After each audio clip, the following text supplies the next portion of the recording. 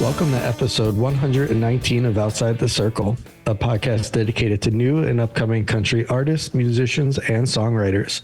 Today's guest will be Colin Lillie. We'll get to him in a little bit, but first, I'm Ronnie, and here's Brian. Yeah, what's happening, man? Happy New Year to everybody. Happy New Year. This is our first one back on the 2024 episode. First-ish. First-ish? You knocked out last week because I ran out of power. I did do that. Well, happy New Year again. Yeah. Well, we haven't had a chance to catch up since the new year. I purposely haven't posted the picture of my ugly sweater until we've had the conversation on the podcast. That's right. So, for those listening that have been intently hanging on and sending me messages, pay attention. I'll post it in the next couple days. It was pretty excellent. You did win. What was it? Like the most creative? Something like that. Yeah. We don't come up with the categories. They're just what the stickers are. Yeah. Well, my trophy says Originality Award. There we go. And it's sitting next to my 2022 Originality Award. So, or no, what I got the funniest last year, or cutest, like whatever it was. I don't know. Yeah. But yeah. Happy New Year. How's I know we talked after Christmas, but how's everyone doing? We are healthy, thankfully, and hoping to stay that way until at least the new baby comes and we welcome that one in. But yeah, man, I mean, it's 2024 started out crazy here already. Like what we had I'm going to put this in quotes, blizzard that just happened. You lost power. Yes. We had our blizzard, which was like an inch of snow and then a ton of rain. And then in 2 days, we're supposed to have this crazy, I don't know, tornado happening, winter storm with, high winds and a ton of rain. So, yeah, 2024 is going great. Yeah, I think it's, so the 3rd was last Wednesday. That's when you recorded with my power.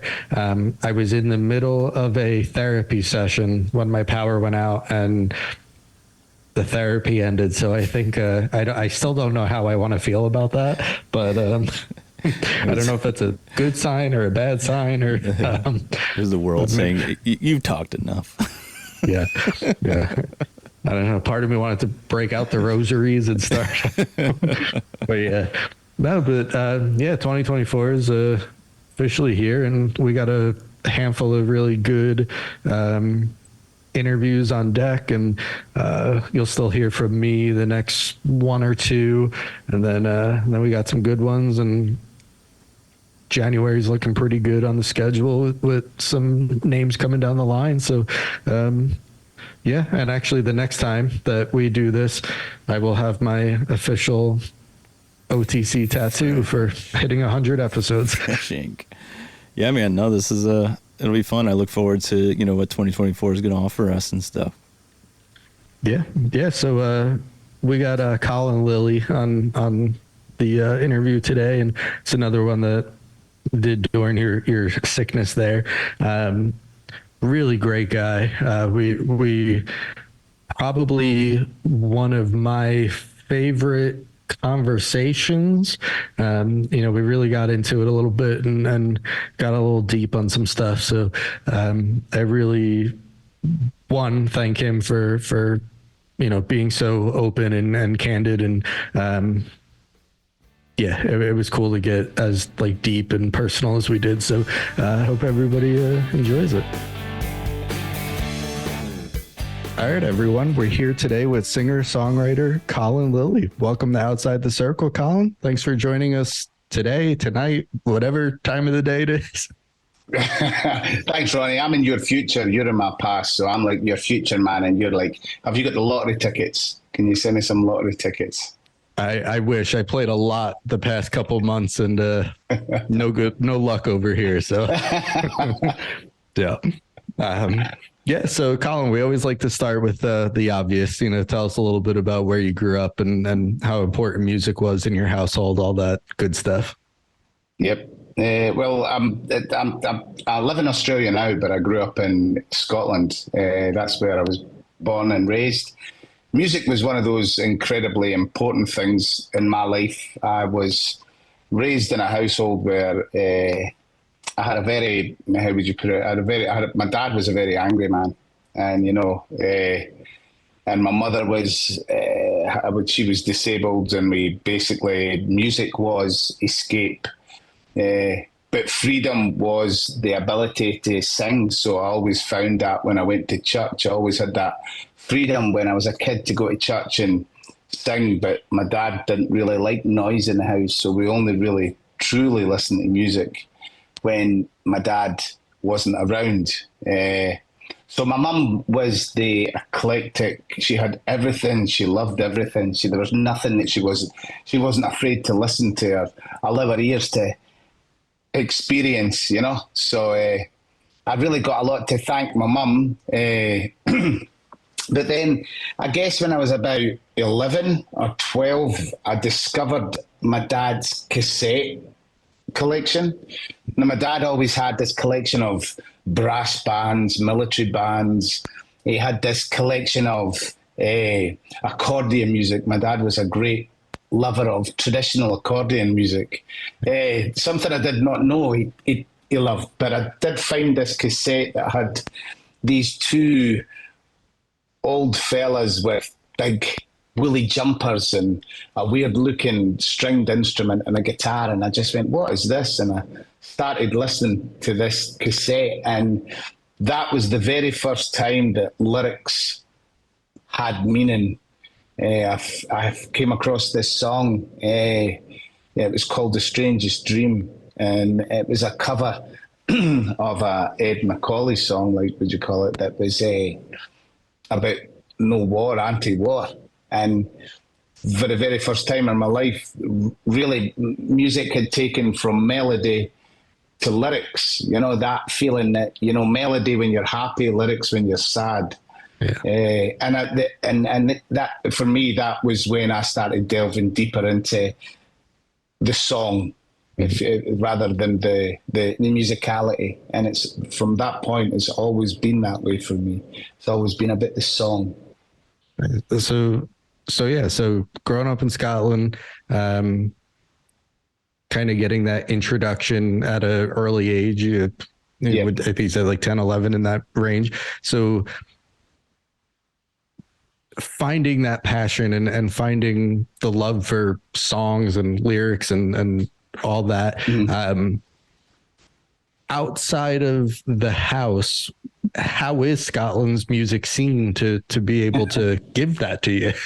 I have a few buddies from the area, so I'm curious. So for me, I didn't play music or sing or do anything like that until later in life, until I came to Australia. So for me, music was just the escape of being with friends and, escaping. So part of that escape, then the music for me in Scotland was the escape, which then took me into a different world altogether. I became extremely, music didn't become a passion. It was the alcohol and drugs, the environment that music created. And for me, that's where I got lost. I got lost in that world for a very long time, from the age of, say, 14 until I eventually got to Australia in 2000, and it would be until about 2007 that I suddenly had an awakening. But in between that, I lived in Ireland, and I was around a lot of Irish music, a lot of traditional, a lot of country. My mother had this beautiful collection of gospel records that were basically from the Ryman, the Tabernacle, the Mother of Church. And I grew up with that in the house. Every Sunday coming home from church, we'd always have the country hour that was on our local radio station, and that was basically what we listened to when we came home from church, having our breakfast and stuff. But then I went across to Ireland, and Ireland love the country music. They've got a massive passion for for country Americana. They just love it. And I just fell deeper and deeper into the songs while still falling deeper and deeper into my addiction. And then I ended up in Australia, and life changed. Life changed big time when I got to Australia. Yeah. So yeah, let's kind of jump to that transition then. So you mentioned 2007. So you come to Australia.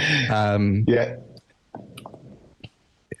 I guess I'll kind of also lead us into my next question of when did you know that music was going to be the thing that you I guess are pursuing, and the thing that like you said, you didn't really start until Australia. So yeah. Like, how did that transition come for you?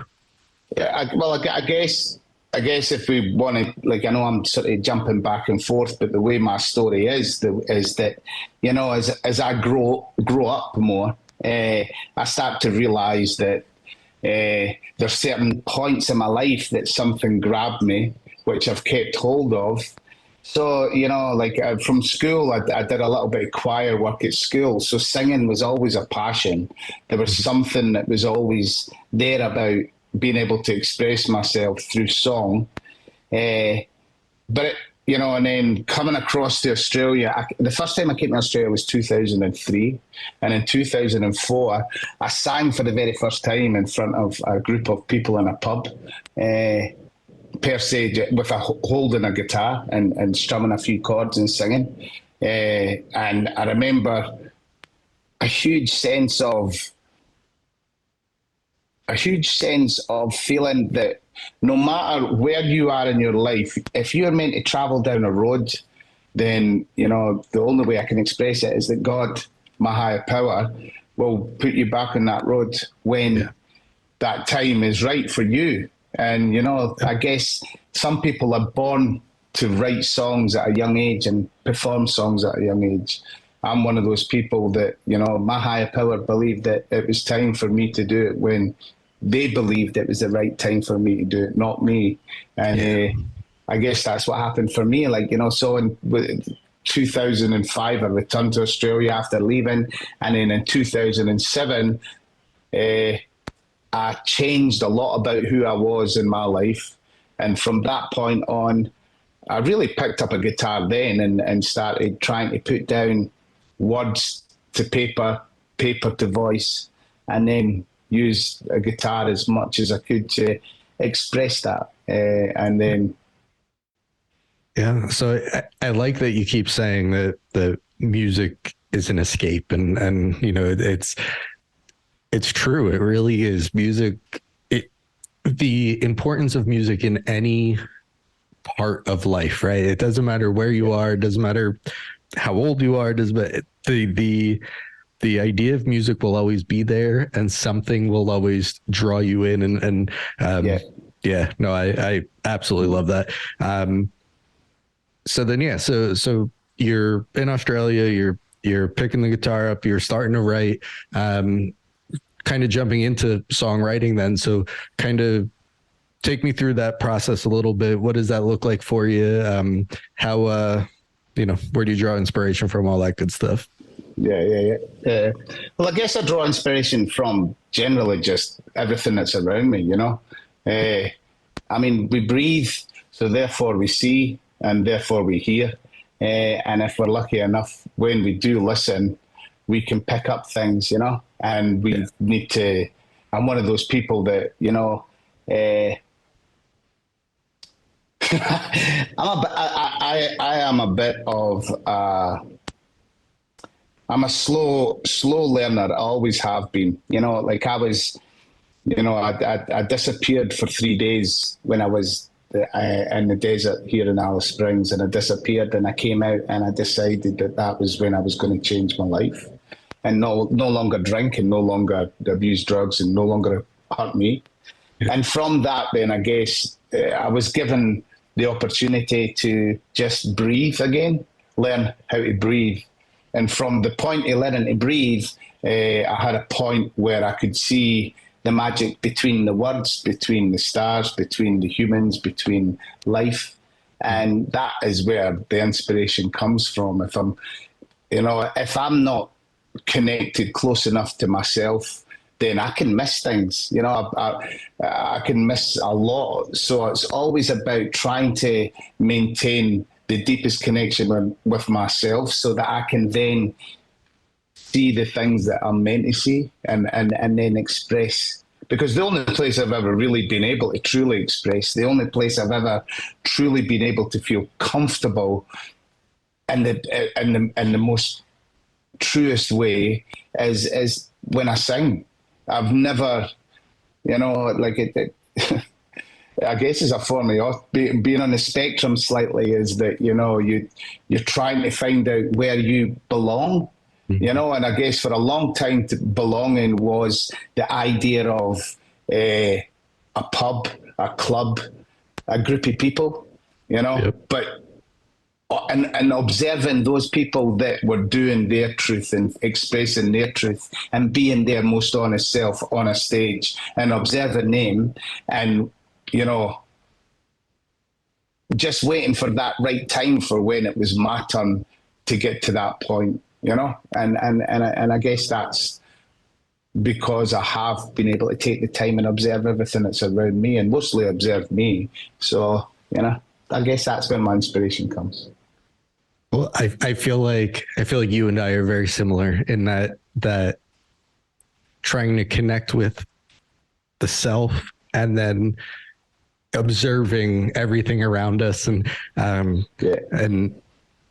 I mean, you just said trying to find where you belong, and the stage feeling like that, and yeah, no, that's definitely inspirational, and we talk about on the podcast, we talk about authenticity a lot, and it you know, you mentioned before that, you know, it wasn't necessarily on your timeline that when you were going to start being a musician, and you know, it's higher power and all that, and I think there's something so powerful about how you're talking about that you know, yeah, you could have been 18 singing in a pub somewhere, and but it wasn't your time, and now it is, and that comes across in the music you've put out so far. It comes across in the authenticity of who you are, and I think that's we ask that question a lot, and I think so far you've definitely given me my best answer, so I enjoy that. Thank you. I think it's all about connection, really. And if you're not connected with self, then how can you possibly connect with others? And how can you possibly walk on a stage and be your truest form if you're not truly connected with yourself? I mean, I know that there comes a time when you do something over and over and over again, and it becomes the performance becomes that continual, like, you know, movement. But at some point, we all have to evolve, and we have to evolve. One as an artist, one as a songwriter, two, like three as a human. You know, we have to evolve, and if we don't evolve, then it's that thing that then we are not given we're not allowing the most authentic, as you say, the authentic song to come from ourselves. You know, we're just creating for the sake of creating, for the sake of just being able to do it. And some people do that exceptionally well, but I can't. Like, if I don't feel purpose behind it, then why am I doing it? What am I doing it for? Like, if I'm trying to chase something, I'd rather be chasing the best lyric for a line, the best melody for the song. Like, you know, that's the kind of thing I'd like to be chasing. Yeah. No, that's. Yeah, I love all of that. So in terms of songwriting, in terms of songwriting and connecting and having that personal self a part of it, do you co-write? Do you prefer to stay kind of on your own? Like what does that side of it look like for you? I guess it's taken me, like, you know, I love co-writing.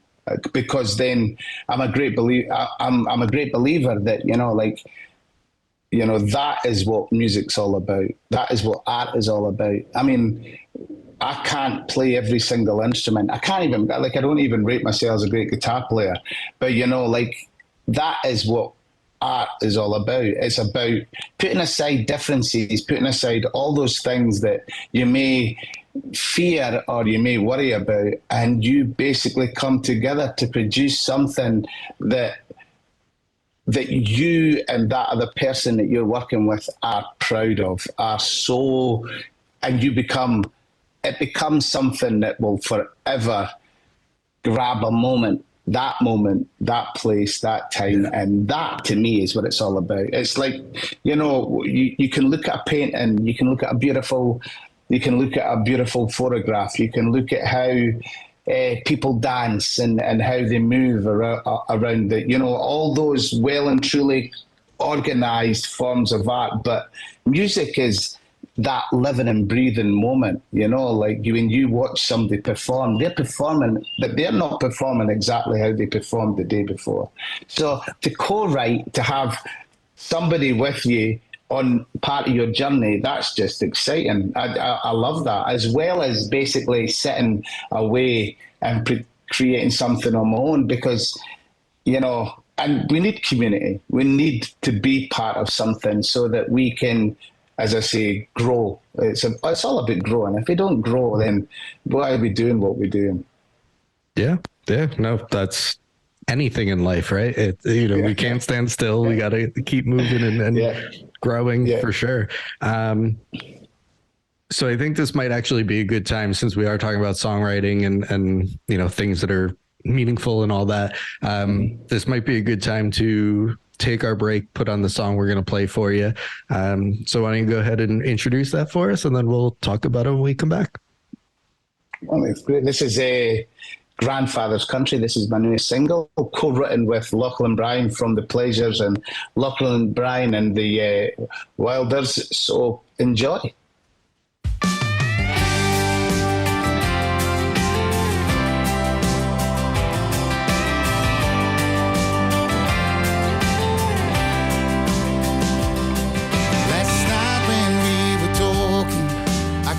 The teardrops falling, the sorrow and the misery, it tears you up inside. When you're lonely but you're not alone, and you share those sad and lonesome tones, that's when grace guides you home. Honey, let's go home tonight. And there ain't no plan to leave this place, but I'll follow you when you're feeling brave. Alright.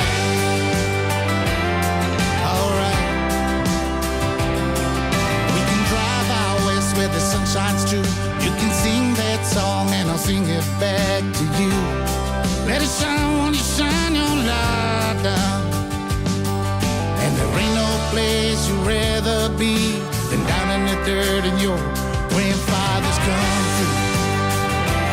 Down in your grandfather's country. Out in the desert we can be free.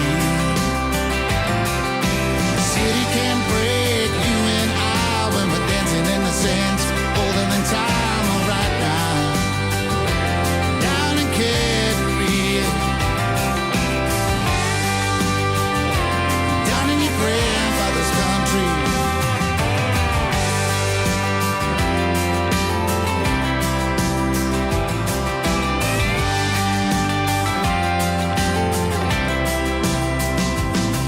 When the sun came up this morning, there was no more need talking. You looked at me with those big brown eyes, and I knew everything would be alright. And we made our plans to leave this place, and I'll follow you. Now you're feeling brave. Alright now, down in your grandfather's country, out in the desert we can be free. The city can break you and I when we're dancing in the sands. Time right now, down in Cadbury, yeah.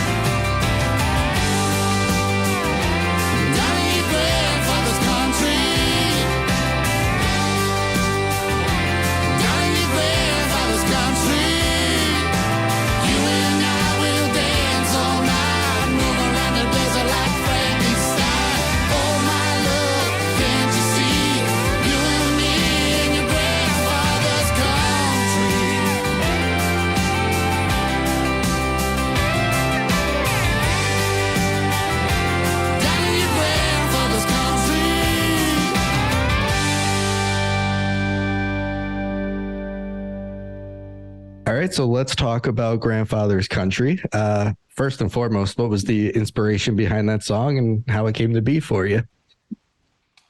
Well, I guess the inspiration for Grandfather's Country is like, you know, I'm a first Australian, as people call it. Like I'm new to Australia, and my grandfather's country is Scotland.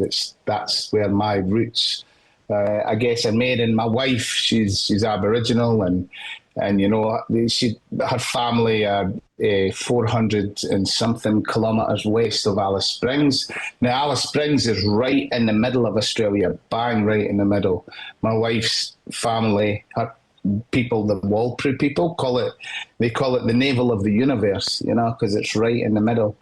And one of the first times I ever went out with my wife and her mum and her dad, we went out to her grandfather's country, and I'm referring to, I refer to that. It's called Kirridy, and it's in the song, and you know, I've got ADHD, you know, like I got diagnosed later in life with ADHD, and it was just, same. You know, like and the doctor really goes to me, he says, you've got ADHD, and it's, you know, Colin, it's a disability. And I went, I know what disability. I lost my temper and I walked out, and I took a moment. 3 weeks before I went back and saw my doc, and I says, yeah, I sort of proved you right, didn't I? And he said, yeah. So like, I'm always busy on the go, moving around, shuffling around, you know, like, and my wife, we went to our grandfather's country, and it was the first time everybody had ever seen me just be still. You know, they turned around and they went, where's Colin gone? You know, and I don't know, I was sitting in a chair just looking at the sky, you know. It was such a peaceful, calming place. And I had been home in 2016 for a holiday, and I was walking with my cousin, and we basically had a moment where it was that calming moment again. And it was just like, you know, the whole sense of when life is so on top of you, and life does get on top of you, it could chews you up sometimes, especially when you're traveling in a city. You know, if you're not been born and raised in a city, you know, the city can be overwhelming. So the song's about just getting back to your roots and finding that peace again, and that moment and not allowing all the mayhem and chaos to overwhelm you, because we do have that in us where we can allow modern life to take away something that is uniquely, and it's reconnecting for me with so much more than just family and friends. It's about reconnecting within what we were talking about earlier. Yeah, no, that's isn't it amazing that we are this, we go, and then all of a sudden there's just something that, okay, this is peaceful. This is where we're supposed to be. Yes. This is good. So I totally relate and love this song. And the first time I heard it, I was like, that's a damn good song. The 15th time I heard it, I said, that's a damn good song. So thank you. Thank you. It is. I absolutely love it. And, you know, just recently has been released. So kind of how has the response been so far out in the world? How has people been responding to it? I guess for me, like, you know, if I was to, because of the nature in my head, if I was to dive into how it's doing, how many people are liking it, I mean, the people that matter to me and the people who have come forward to me, I've had a lot of beautiful souls come up and say, we love the song, it's beautiful, it's so good. I had one lady say it was one of those songs that reminded her, just because with it being released on the 10th in the UK, that was the day before Remembrance Day, the 11th to the 11th, you know. And she said, what a beautiful song to remember our grandfathers, our grandparents that have been and gone, and you know, as well, in Australia, we've just had this huge referendum, which was about, you know, so many things. It meant so many things to so many different people. But ultimately, what it to my wife, what it meant to her was that, you know, the idea of being one, being people who have come from all over the world and being one. And, you know, for me, my grandkids, my grandfather's country for them will be Alice Springs. You know, that is hopefully the place that they'll go and find their peace, you know, their silence. We need to get away from their busy life, you know, but it's a continual story. It is so I've been very fortunate that the people that matter the most to me, I've loved it. And I think, you know, the more and more if it gets heard, then hopefully people will be willing to share it and show the rest of the world, like, you know. Yeah. And I really like that mindset that, you know, too often, especially these days with social media and streaming, and too often we get stuck in how many numbers, what number did I hit today? The mindset of the people that matter right now, the people that matter might be your immediate circle. And then, you know, a month from now, the people that matter are going to be the people who just discovered that song. And so it's such a great way to look at it, taking the numbers out of it. It's not important. That's I love that. I mean, if we were completely focused on the numbers, then we wouldn't create the music we were meant and born to create. Would be creating music that is only there to create numbers. And you know, it's just like that just doesn't work, does it? No, not at all. So you kind of mentioned before you're quite busy on the road. You play a lot of shows. You're out and about a lot.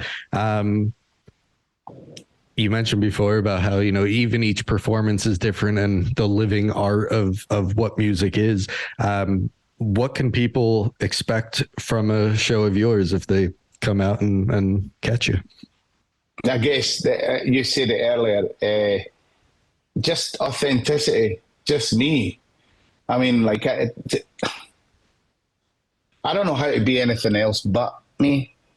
And, you know, if people have found that difficult to take at times, because I can be intense, I can be emotional, I can be frustrated, I can be angry, I can be all these different things. But truly, what people get is me, and really, what else would they want? Like, you know, unless I was a performing as an alter ego of a hairy bearded Scotsman living in Australia. No, you know, it's, you know, I guess for me it's they just get me, and because I don't know what else to be but me. So, and sometimes that can be funny, sometimes that can be serious, sometimes that can be a whole lot of other things, and I can come off stage going, "Who was that tonight?" But it's me. You know, it is me. And so most of the time, because of where I live and how I've got to travel to the East Coast and South, and a lot of the time it's solo shows. A lot of the time it's just me and my guitar, doing my best to translate my songs. And then sometimes there's a band, sometimes there's a duo, sometimes, but it's always that process of trying my best to be the best of who I am, Colin Lillie, you know? Yeah.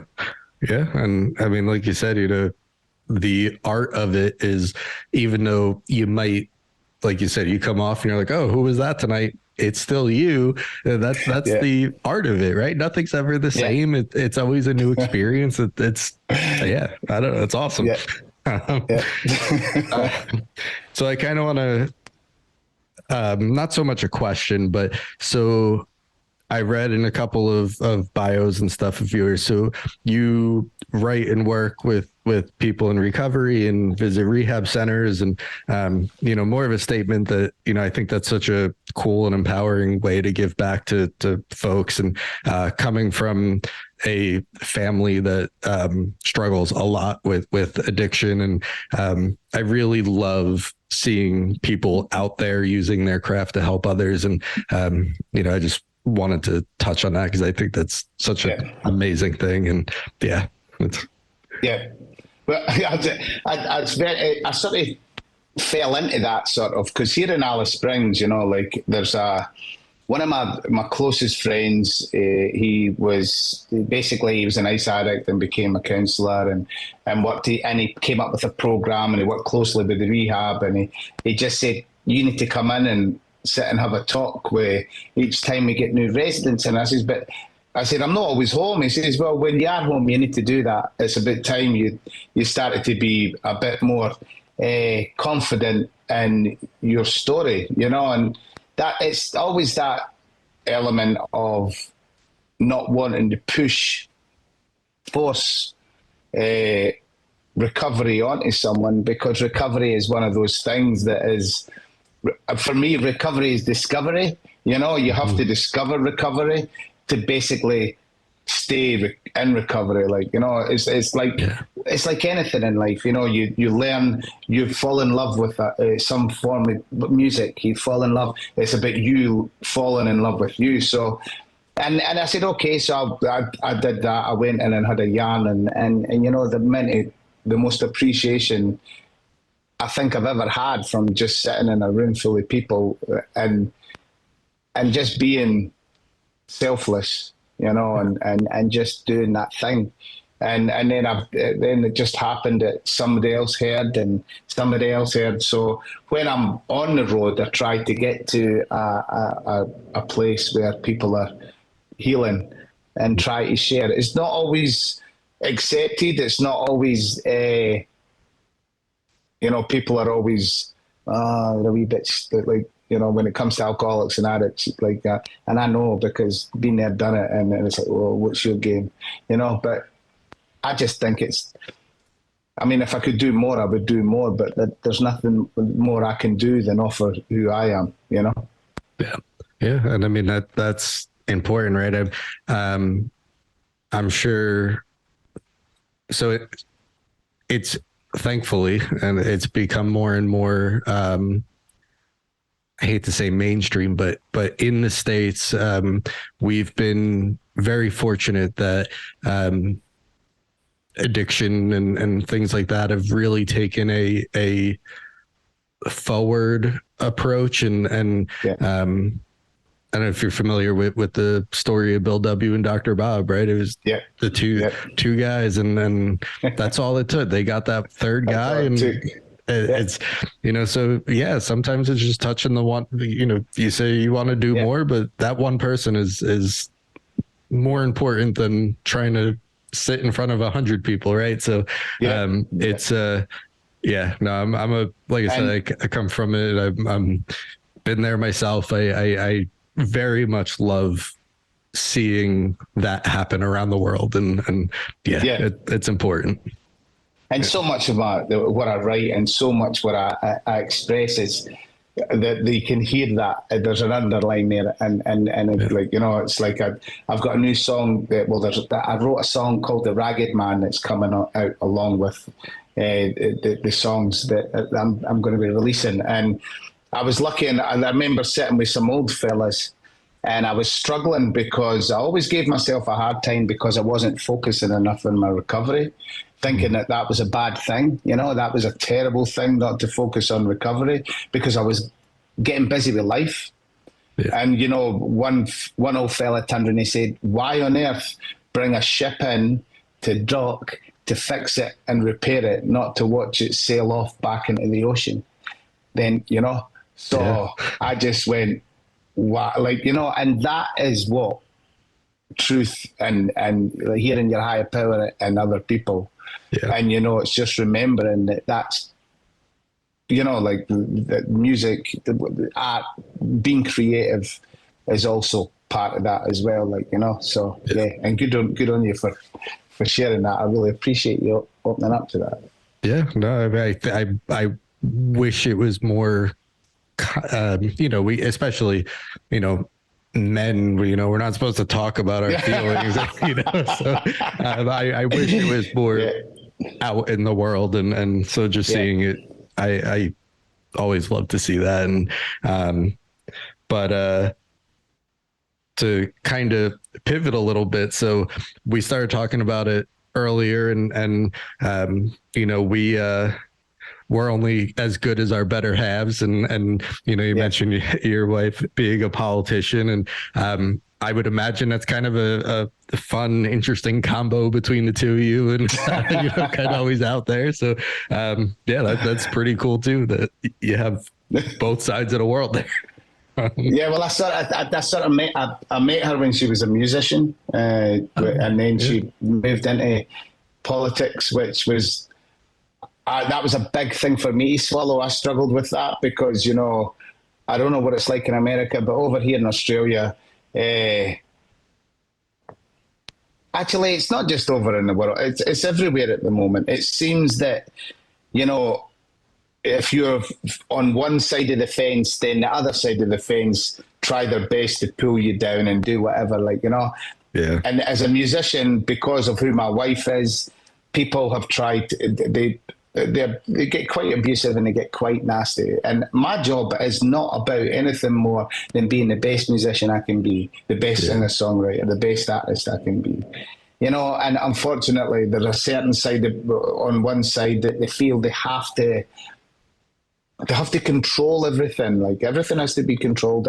And then on the other side is this freedom of expression, but you don't express too much. We're saying, men don't cry and that, and so I guess her being in politics has been a bit of that is a hard road. So, but we'll get there. We'll push through and we'll make sure that life is as interesting as we can make it, because why not have an interesting life? That's what. That's you what don't want to waste it, right? It really is a shame, and it's sad that the divide that has happened in the world. I mean, every country has their issues, and we need to get back to being better understanding of each other, I guess, is the and I guess it's also let the politicians be politicians, and let the doctors be doctors, and let the dentists be dentists, and let the musicians, the songwriters, the painters, and the artists be those things. And for me, that's what it is, Yeah, no, absolutely. I like it, all right, so let's kind of start closing up a little bit. So 2023 is just about over. We're not that far away here. You mentioned a couple new songs. Anything coming on down the line that you want to touch on?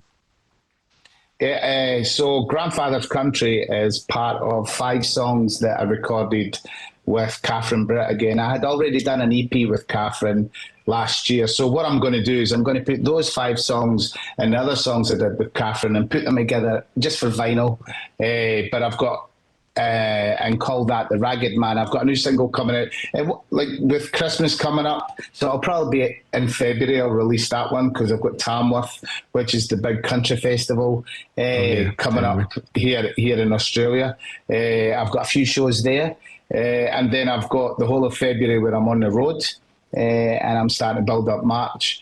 And then, I'm also working on a project, which is, it's a project where I'm trying to bring as many different forms of instrumentation to one of my songs that shows the unique character of what Australia is through instruments, through traditional instruments, through, say, the fiddle, the guitar, the Asian instruments, bagpipes, bring these in so that we can show what it means to be Australian, I guess, and what was through music. Being Australian is a lot of things, but so that's a project I'm kicking off. I've also been doing a small TV show on censorship and the I guess what we class now as cancel culture.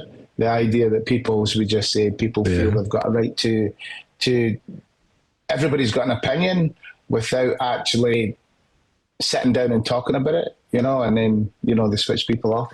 So I've got that, but musically, I am also hoping to get back to the States so I can start writing this third album. I mean, I'm releasing the 2 EPs as an album, but a proper third studio album, which I really want to get, I really want to get my head in, and I want to get down and start writing again, which I'm doing all the time. But so it's a bit busy, but I'm hopefully getting back over to the States. I've got I think I've got about a year and a half left of my working visa, so I've still got time to get a couple of tours in and come over and do some gigs and try to get some work over stateside.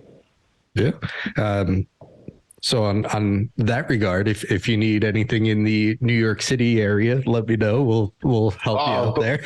Well, that'd be great. Let's do that. Yeah. I'd love to do that. Yeah. That would be, New York would just be amazing. Yeah. And you mentioned the 2 EPs, you said putting them out on vinyl. Yeah, I'm going to put them out on vinyl. I mean, nice. Everybody's people are bringing cassettes out, and I'm going, why are you bringing cassettes out? That's just but the vinyl is always going to be the magic thing, for me, when you hear anybody sing, anybody play guitar, you hear any instrumentation on vinyl, it just is. It's that smile. It's a smile, it's a smile, I'm a big, I'm a vinyl collector myself, so I will make sure to add that to. Actually, I got about 300 next to me here, and then another 500 downstairs. So I just sent over about 40 from home, on this last trip. And I'm my toes going and my feet are going. I'm going, come on, hurry up. And then I get reminded, but you sent it on slow. I know it'll be here in a month. I'll be waiting. So it's that'll be my Christmas gift for myself. Yeah, I got I got a vinyl from another Australian artist, Jane Denham, and yes, I got it from her in April. It didn't physically. It came here, got turned back around, came back again. I don't think I physically had it until the end of August, maybe. So it was it was crazy, but yeah. So hopefully when I go and grab yours, it's not as long. I know what I'll do. I'll send one, and then I'll send another one 2 weeks later. Yeah. So I'll definitely know I'll get you at home. Yeah. All right, cool. Well, yeah. So I guess my last thing for you then is where can our listeners go and find you online and all that good stuff? Well, Ronnie, they can get me on. Where can they get me? They can get me on Spotify. They can get me on Apple. They can get me on Amazon. They can get me on YouTube. I'm just reconstructing my website because I was struggling a bit on how to work that. So that'll be working. I'll be having that all up and running hopefully in the new year. But and there's Bandcamp, but I'm going to redo that up. I mean, I think the world is there's so much opportunity to find music, listen to music. I mean, I think the best thing is just I am going to push to try to get to as many places to perform, which then I can basically, that's the best way, I reckon. Yeah, it's crazy how many websites and streaming and social media, and you just can't keep up. There's too much of it. It's just too much. You can get me on Instagram, you can get me on Facebook, all those places, and you can say hello. I'd love as many people around just to say hello, just so we can have a yarn and that. I do like having a yarn. Sometimes the wife can get a bit frustrated with me, but just having a chat is just, and it's where the magic is, Yeah. Yeah. Well, Colin, I can't thank you enough for taking time and hanging out with me. And Grandfather's Country, phenomenal. I can't wait for the next set of tracks here. And it's going to be a good couple months, good year for you with the next few releases. So I'm looking forward to it. Thank you very much, sir. I'm looking forward to catching up with you in person. So let's keep in touch. You take care and God bless. All right. So that was the interview with Colin Lillie. And I mean, I think I talk all the time about how in my day job, we have a lot of European employees and influence, and have a bunch of bunch of guys from Scotland that come over, and so it was cool getting to talk to them about Colin and you know, my love for Australia. So that was it was easy to talk to him and you know, get both sides of the world out of him. Yeah, you know, I like it. I mean, he's definitely a world traveler. You know, what's crazy about that is, you know, it makes the world feel smaller when, no matter where you are in it, you know, he still gravitated to country music of all the different genres of music that are out there, especially Scotland, which is kind of known for being a specific hub of its own music. So, you know, I thought that was really cool, and I love that song. So, yeah, I'm definitely looking forward to hearing more from him. Yeah. He mentioned having 5 new songs coming out this year, an EP of sorts, and word on the street is there's some vinyl coming too. And you know, I mentioned beforehand about having the conversation with him, you know, getting deep, and I think we'd be remiss to not give a shout out to his wife as well. You know, musician turned politician, and really doing some really great work for their region of Australia. So great guy, great family. Can't wait to talk to him again. We definitely have to have him on in the future. Yeah, I would love to chat with him too. But yeah, so that wraps up this week's interview, man. Great job going solo on that one. Definitely want to thank Colin for coming on Outside the Circle. Be sure to follow him on all of his social media and dive into a lot more of his music on all the music listening platforms. And so that does it for us this week. Thank you guys for coming back, and we will catch you next week.